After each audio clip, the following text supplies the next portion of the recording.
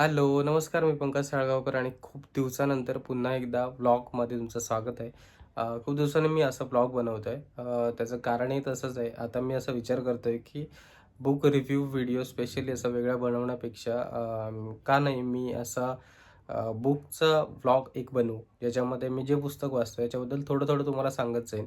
अगोदर मी book review video बनवायचो proper, ज्याच्यामध्ये एक पुस्तक वाचून झाल्यानंतर त्याच्याबद्दल मी बोलायचो. पण आता जे पुस्तक वाचायला घेतलंय ते थोडं इंटरेस्टिंग वाटतंय आणि अर्थातच त्याच्याबद्दल मला थोडं सांगावंसं वाटतं तुम्हाला. सो त्याच्यामुळे या ब्लॉगमध्येच मी सांगत जाईन.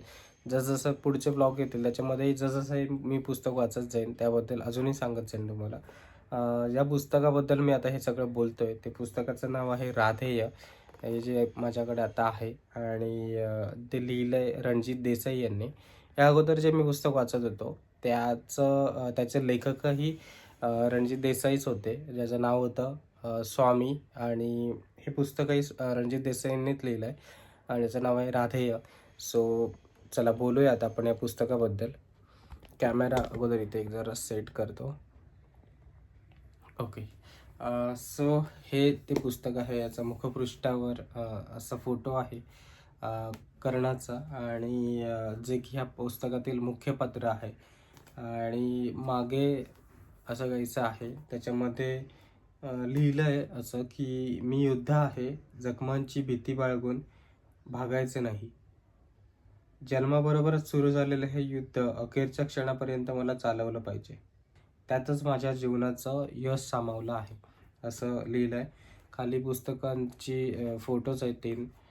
पहिलं म्हणजे स्वामीजी, आता आपण याच्या अगोदर रिव्ह्यू व्हिडिओ बनवलं होतं मी.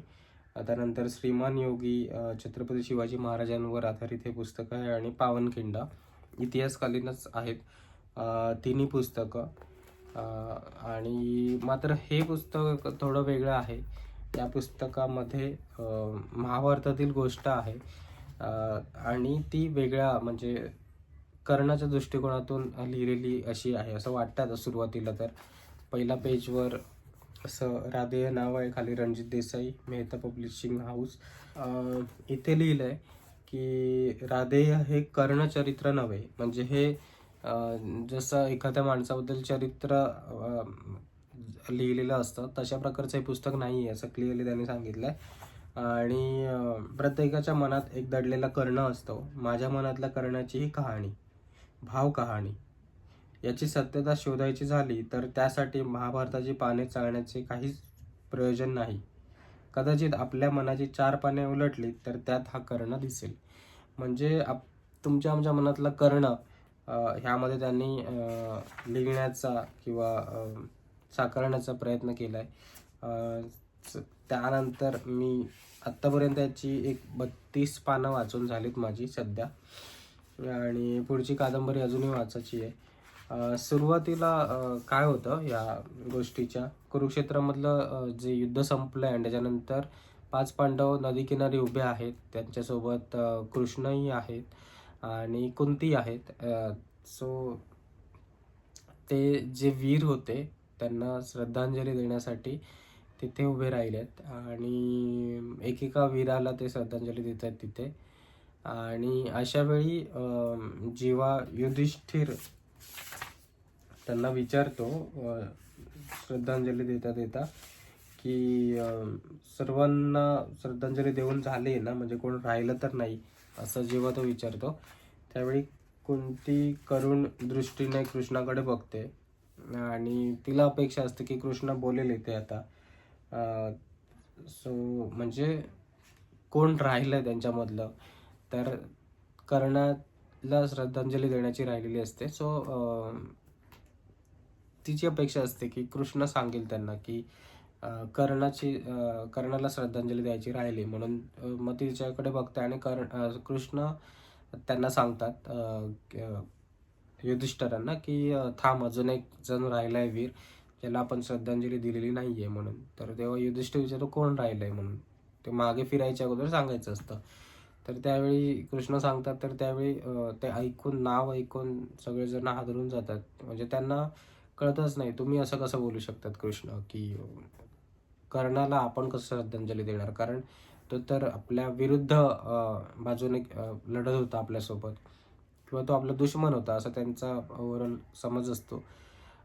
ज्यावेळी ते सगळे सिक्रेट्स रिव्हील करतात कृष्ण, त्यावेळी त्यांना खूप दुःख होतं. कारण म्हणजे कृष्ण सांगतात त्यांना की तो कौंतेय होता, म्हणजे राधेय न होता. म्हणजे युधिष्ठिर म्हणतात तो तर राधेय होता, त्याला आपण कसं श्रद्धांजली देणार, आपण आपल्या वीरांना श्रद्धांजली देतोय.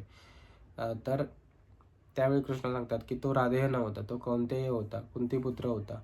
आणि सगळ्या गोष्टी त्यांना जेव्हा समजतात, ते सिक्रेट्स रिव्हील होतात, तर त्यावेळी त्यांना खूप दुःख होतं.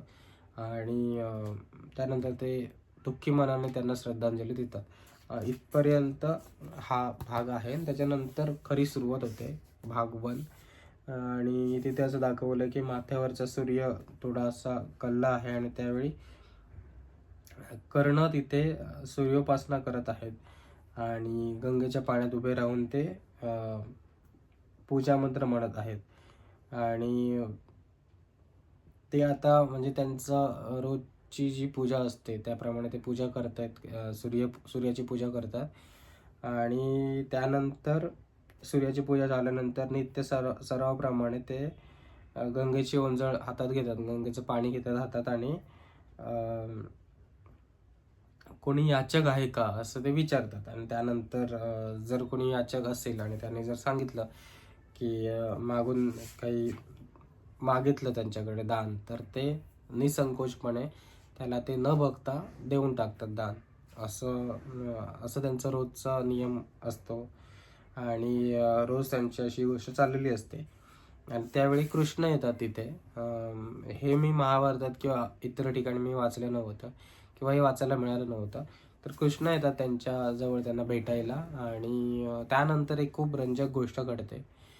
कृष्ण त्यांना समजवण्याचा प्रयत्न करतात की पहिली तर त्यांची भेट होते तेव्हा खूप सुंदर भेट दाखवली आणि खूप छान असं त्यांचं मिलन दाखवलंय.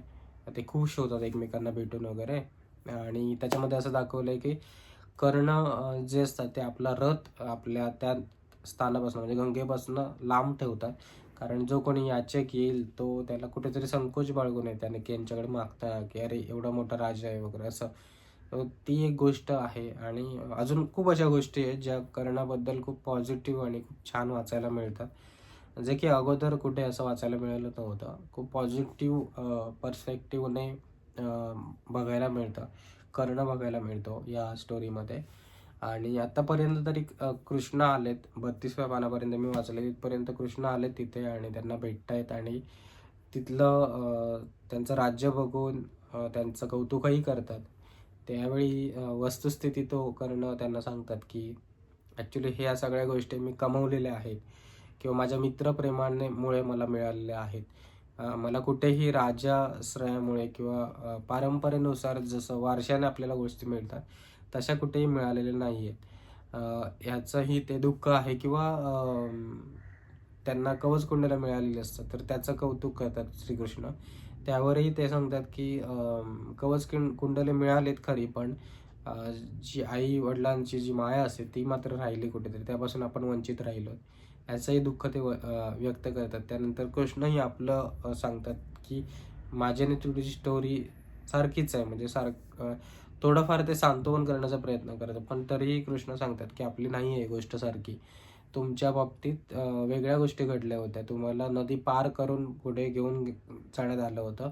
माझ्या बाबतीत मला नदीत सोडण्यात आलं होतं आणि त्या कवचकुंडलांच्या आधारे मी तरुण इथपर्यंत आलोय. आणि त्यानंतर मला राधे यांनी सांभाळलं आणि आता इथपर्यंत मी आहे जो काही आहे तो. आणि हे मला सुरुवातीपासूनच माझा हा संघर्ष सुरू झाला आहे, जे की इतर राजांच्या बाबतीत किंवा कोणाच्या बाबतीत असं नाही होत. त्यांच्या बाबतीत नॉर्मली सुरुवातीपासून हा संघर्ष नसतो. हे सगळं तिथे सांगतात ते. आणि खूप छान अशी स्टोरी आहे, सुंदर वाटली. त्यानंतर मुळात एक कृष्ण त्यांच्याजवळ का आले ते भेटायला, हे जर बघायला आपल्याला रिझन त्याच्यामध्ये समजतं की कृष्ण कुठेतरी त्यांचं जे पुढे जाऊन म्हणजे स्वयंवर असतं, त्या स्वयंवरात आमंत्रित करण्यात येणारं असतं पुढे जाऊन, म्हणजे सगळ्यांनाच आमंत्रण जाणारं असतं. त्यावेळी कर्णालाही तिथे आमंत्रित करण्यात येणार आहे हे माहिती असतं कुठेतरी श्रीकृष्णांना. त्यामुळे ते त्याला थांबवण्यासाठी तिथे आलेले असतात, की त्याला ते विचारतात शेवटी जाता जाता, की तुला जर आमंत्रण दिलं तर तू जाशील का तिकडे? तर ते बोलतात, की माझी वृषाली एवढी चांगली पत्नी आहे, मला मुलं आहेत, मी त्याच्यामध्ये खुश आहे. सो मला काही गरज नाही आहे म्हणजे तिथे जाऊन हे करण्याची, आणि मी काय राजपुत्र वगैरे असं नाही आहे. त्यामुळे मी जाऊ शकत नाही तिथे, आणि मला काय फायदा आहे तिकडे जाऊन वगैरे, असं ते म्हणतात. त्याच्यामुळे मी नाही जाणार असं त्यांचं बोलणं असतं. पण त्यानंतर माहिती असतं श्रीकृष्णांना कुठे ना कुठेतरी कर्ण इथे येणार आहे आणि त्याला घेऊन येतील त्याचे जे मित्र आहेत ते.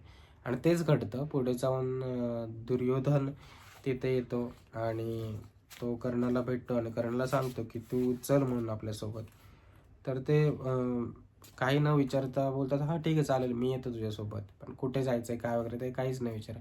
त्यानंतरही कर्ण विचारतो, की "अरे, विचारणार नाहीस कुठे जायचं वगैरे?"